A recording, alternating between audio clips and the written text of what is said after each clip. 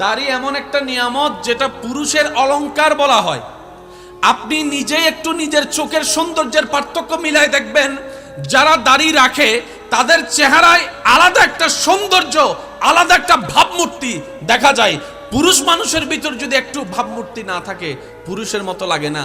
অনেক সময় এরকম যারা অন্যরকম ভাবে চলে তাদেরকে আমাদের সমাজে অনেক মানুষ হাফ লেডিস বলে ডাকে, হাফ লেডিস বলে ডাকে। পুরুষের সাথে একটা সিংহর গর্জনের সাথে সম্পর্ক আছে, পুরুষের সাথে একটা ব্যক্তিত্বের সম্পর্ক আছে, পুরুষের সাথে একটু মাথা উঁচু করে বাঁচার সম্পর্ক আছে। দাড়ি একটা পুরুষের চেহারাটাকে, পুরা ভাবটাকে পাল্টাই দেয়। সুবহানাল্লাহ।